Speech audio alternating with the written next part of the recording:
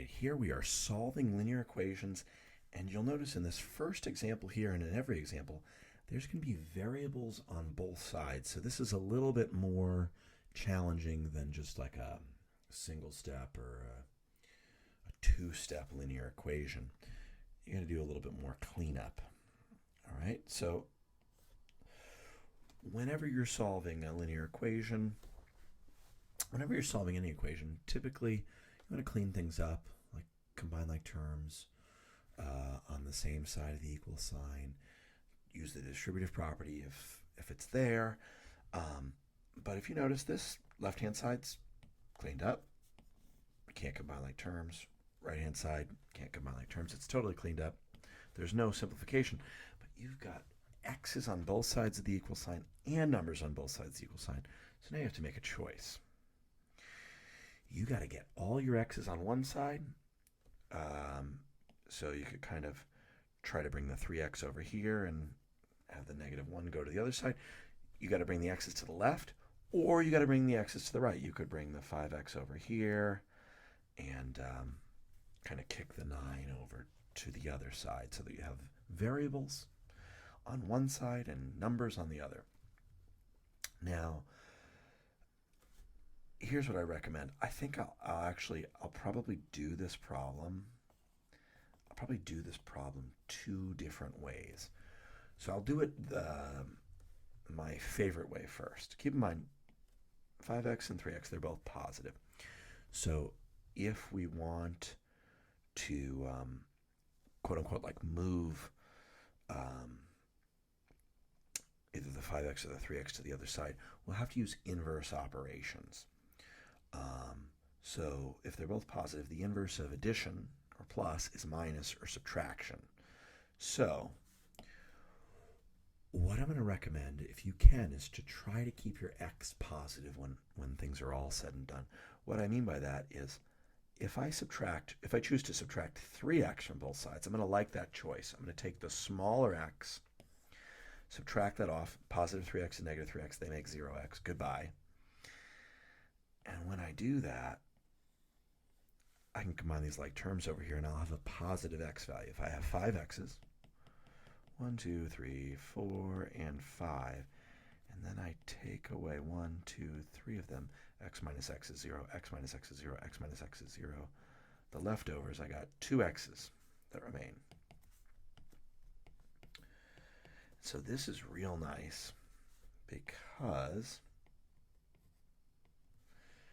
I now have a two-step linear equation. The opposite of minus is plus, so I'll add 1 to both sides because we're typically add or subtract first. And 9 plus 1 is 10. And then the opposite of multiplication is division. So we've got x is 5. And so we could take the same equation and we could have made a different choice. And it would have been okay, just as long as we're careful and confident with our negative signs. We could have said, okay, we want to get the x's on one side and numbers on the other. We have positive 5x, the inverse of plus is minus, so I'll take away 5x from one side, and I'll take away 5x from the other. That's totally fine. 5x and 5x make no x's. That's just gone. The negative one's by itself. Now I have negative 5x. 1, 2, 3, 4, and 5. I got negative 5x. I'm going to add 3 x's here. And negative x and positive x make 0. Negative x and positive x make 0x, which is 0. Again, all right, so I have negative x and negative x. You owe me x, you owe me x, you owe me 2x. And so if we chose to bring the x's to the right, we're going to have to bring our numbers to the left. Now keep in mind, you can't just like use the claw at an arcade game and just pick up the 9 and just put it over here. You have to apply inverses to keep things balanced to both sides of the equation or the equal sign. So if we have positive 9, you actually have to take away that weighting of 9 from both sides if you think of this as a balance beam. Okay, so I got negative 10 over here. We've got negative 2x. Now the inverse of multiplication is division. Whatever I do to one side, I better do the other. Negative divided by negative is a positive. We've got x by itself, folks. Negative divided by negative is a positive 5. So either way you slice it, you'll get x is 5. But so you need to add or subtract. You need to add or subtract first to get to that mini goal.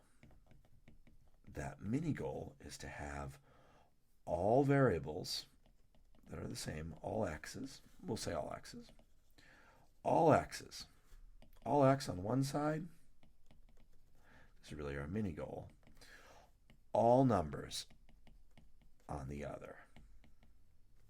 So look, you'll see we got to our mini goal right here. All the x's were on the left and all the numbers were on the right. Or right here, we got to that mini goal. All the x's were on the right, all the numbers were on the left. It doesn't matter if you choose the right or the left.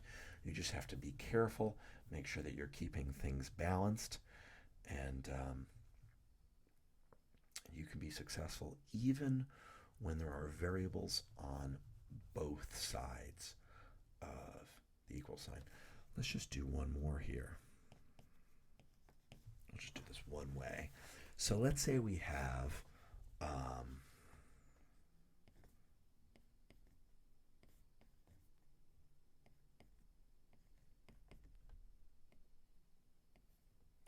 so let's say we have 4x minus 9 plus 3x minus 2, and then let's have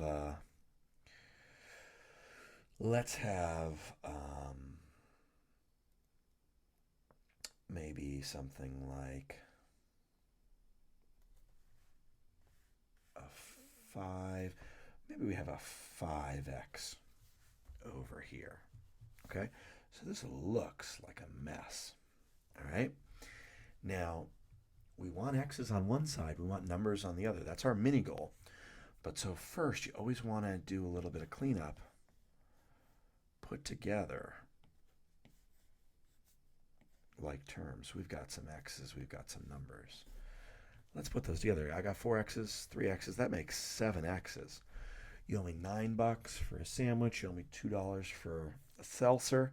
That means you owe me $11. Okay, so this problem requires a little bit more effort than example 1, but it's the same idea. Now it looks a lot like example 1, pretty much. But now we have x's and numbers on the left-hand side. We only have an x. We have x's on the right-hand side. So the least amount of effort is going to be to bring all the x's to the right. So keep in mind this is positive 7x. So the opposite of plus is minus. Whatever I do to one side, I have to do to the other side. So the negative 11, that's just hanging out here. I've got 5x minus 7x. That's going to be negative 2x. Then the opposite of multiplication, because I've cleared all my x's to one side and numbers to the other, is division. X is 11 halves, or 5 and a half. And keep in mind, you can check. You can check. We could plug in 5 into the first problem. Let's do that. Ever there's an x, now there's a 5. Just a little scratch work here. And I'm going to say, is it equal? I'm asking the problem. Am I correct? So keep the left-hand side treated as an expression. 5 times 5 is 25. Take away 1 is 24. Is the right-hand side 24 as well? 3 times 5 is 15. Plus 9 is 24. 24 equals 24. Boom. That is a true statement. That means we are correct. And you can do the same thing for example 2. You can always, always, always check. Have a beautiful day.